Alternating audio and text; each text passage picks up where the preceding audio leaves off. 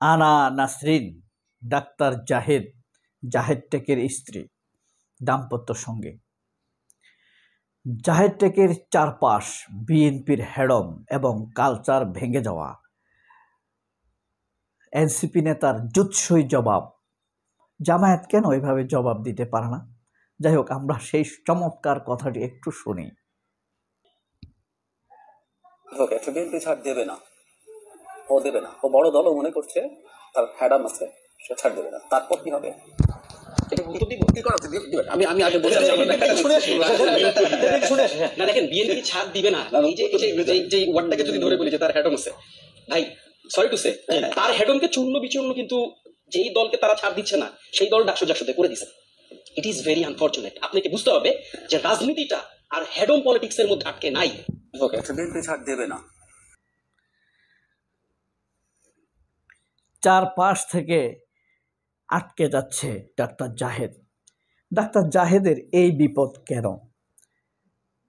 এরকম তো আরো অনেক মানুষ আছে যারা বিএনপিকে চাটে।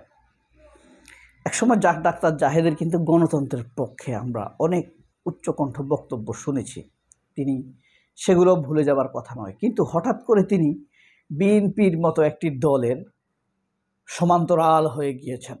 তিনি আওয়ামী লীগে নির্বাচন করার পক্ষে, তিনি জাতীয় পার্টি নির্বাচন করার পক্ষে, সব কিছুতেই তিনি ভয়ঙ্করভাবে ফ্যাসিবাদের সমান্তরাল কথাবার্তা বলছেন। আমরা এটার কুল কিনারা করতে পারছিলাম না। কেউ ভাবছিল ডক্টর জাহেদ এগুলা লোভের কারণে করছেন, কেউ ভাবছিল ডাক্তার জাহেদ পুরাই আপনার ডিজিএফের ফাঁদে পড়ে গেছেন, কেউ ভাবছেন রয়ের ফাঁদে পড়েছেন, কেউ ভাবছেন আসলেই তারা রয়ের দালাল, কিছুদিন হয়তোবা ছাত্রদের পক্ষে বলেছে পপুলারিটি অর্জন করার জন্য। কিন্তু ফাইনালি আসলে ব্যাপারটা কি? ব্যাপারটা হলো ডাক্তার জাহেদকে ফাঁদে ফেলেছে রুমিন ফারহানাকে দিয়ে, এটা আপনারা খুব ভালো করে জানেন।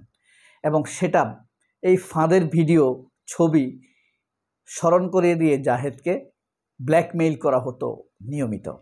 এবং এই জিনিসটি সত্যতার সাক্ষ্য দিয়েছেন ডাক্তার জাহেদের দাম্পত্য সঙ্গী আনা নাসরিন। আনা নাসরিনের বিশাল ফেসবুক স্ট্যাটাস থেকে স্পষ্ট বোঝা যায় তার আঙ্গুল স্পষ্ট করে নাম ধরে রুমিন ফারহানার কথা বলা হয়েছে। আর এই পুরো ব্যাপারটা আমাদের সামনে নিয়ে এসেছেন কে? সাংবাদিক ইলিয়াস হোসেন। ইলিয়াস হোসেন এটা ধরেনও নাই, পাসেনও নাই, কিছুই করেন নাই, কিন্তু ইলিয়াস হোসেন ফ্যাক্টটাকে অনুসন্ধানই করে সামনে নিয়ে এসেছেন। আর এই অনুসন্ধানের ফর্মুলাগুলো হলো ডাক্তার জাহিদের দাম্পত্য সঙ্গী আনা নাসরিন এবং বিএনপির বালেস্টর রুমিন ফারহানা। এই তিনটি হলো প্রধান উপাদান। আর এদের পেছনে আছে ডিজিএফআই, রয়ের কিঞ্চিত অংশ, ও ডিজিএফআই নিজেই তো রয়ের অংশ, ওয়াকারের লেসপেন্সার, এরা আছে এটার পেছনে। আর বেনিফিট পেয়ে যাচ্ছে বিএনপি কোনোভাবেই যেন ডক্টর জাহেদ কিন্তু প্রথম 6 মাস অর্থাৎ আগস্ট থেকে ফেব্রুয়ারি, মার্চ, এপ্রিল পর্যন্ত সে নির্বাচনের পক্ষে ছিল না, সে ছিল সংস্কার। ইভেন কি সে সংস্কার কমিটির সদস্য, সংবিধান সংস্কার কমিটির সদস্য এই জাহেদ। সেই লোক সব বাদ দিয়ে এখন নির্বাচন যাচ্ছে, রহস্যটা কিন্তু সেখানে। এবং সে যেই কমিটির সদস্য, সেই কমিটির প্রধান হলেন ডক্টর আলী রিয়াজ। সেও ভারতপন্থী, ঠিক আছে, কিন্তু এই আলী রিয়াজদেরকে লাইনে রাখতো এই জাহেদ। অর্থাৎ দেখেন, জাহিদেই নাওয়েডেজ ব্ল্যাকমেল বাই রুমিন ফারহানা। এখন এই রুমিন ফারহানা তাকে ফাঁদে ফেলেছে কিভাবে? আসলে রুমিন ফারহানা বরাবরই এবং ডিজিএফের লোক, সে কখনোই আসলে বিএনপি না। বিএনপিকে ফাঁদে ফেলার জন্য এরা কাজ করে থাকে। শ্যামা ওবায়দও একই অবস্থা। আপনার বিএনপির যারা ভাড়াটিয়া, বিশেষত আপনার পদে বলেন বা হুট করে বলেন, যেমন আমরা শাহেদ আলম, সে তো ভাড়াটিয়া, পেইড এজেন্ট, বিএনপির পক্ষে বলবে। অর্থাৎ সে 2 বছর 5 বছর আগেও তারেক রহমানকে চিনত না মানে স্পষ্ট ভিডিওতে বলতো, ওই যে একটা আছে না লন্ডনে, কি বলে, বিএনপির কোন পদে আছে, ভারপ্রাপ্ত মহাসচিব নাকি, এইভাবে কথা বলতো। এখন সে বিএনপির একদম কি বলে, ভারপ্রাপ্ত বুদ্ধিজীবী।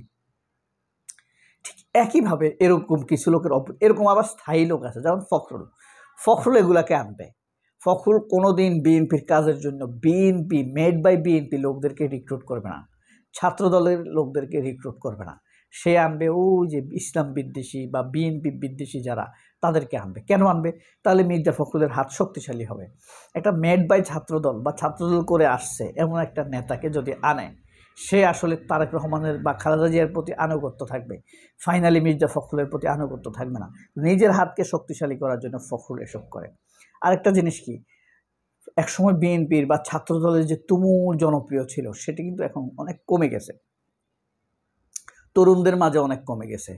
সেটা ডাকসু দেখবেন, ধরেন গ্রামে জনপ্রিয়তা আছে, কিন্তু তরুণদের মাঝে, ছাত্রদের মাঝে অনেক জনপ্রিয়তা কমেছে। এটা ডাকসু নির্বাচনে কিন্তু স্পষ্ট বোঝা গিয়েছে তরুণদের মধ্যে ছাত্রদলের সেই জনপ্রিয়তা। এটা কারণটা কি? এটা একদিনে না। বিএনপি এখন পর্যন্ত যত মহাসচিব রিক্রুট করেছে দলের, সব ভাড়াটিয়া, অন্য দল থেকে এনেছে। এরা বিএনপির প্রতি দরদ নেই। বিএনপির কীভাবে আগাবে, পপুলারিটি বাড়বে, শক্ত ভিত্তির উপরে দাঁড়াবে, একটা নতুন পলিসি করবে, জেলা জেলা সফর করবে, নেতৃত্বকে তুলে আনবে, এই ধরনের কোনো কর্মসূচি এদের ছিল না। বা তারেক রহমানকে ব্র্যান্ডিং করতে হবে, শহীদ প্রেসিডেন্ট জিয়াউর রহমানকে মানুষের তার ইমেজকে ছড়িয়ে দিতে হবে, খালেদা জিয়া একটা আপোষের নেত্রী, গ্রহণযোগ্য গ্রামে গঞ্জে মাঠে ঘাটে প্রান্তিক লেভেলে, এটাকে ছড়িয়ে দিতে হবে। এই ব্যাপার কর্মসূচিগুলো এরা নেবে না, কারণ এদের দরদ নেই। এরা আসছে বাড়া কাটার জন্য আর জমিদার স্টাইলে চলার জন্য। তো ডাক্তার জাহেদের চারপাশ, আমরা বলি না ষড়যন্ত্র, মানে 6টা যন্ত্র ফিট করা হয়েছে, 6 দিক থেকে তাকে অ্যাটাক করা হয়েছে, ষড়যন্ত্র। আর জাহিদ এখন অষ্টযন্ত্রের শিকার। হ্যাঁ, অক্টোপাসের মতো। অক্টোপাস কিন্তু একদম 8 দিক থেকে আপনাকে পেঁচাই ধরবে, তারপরে টান মারবে, চাপ দিবে, আপনি মরে যাবেন। ঠিক আছে, এই জাহেদ এখন অষ্টযন্ত্রের মধ্যে পড়ে আছে।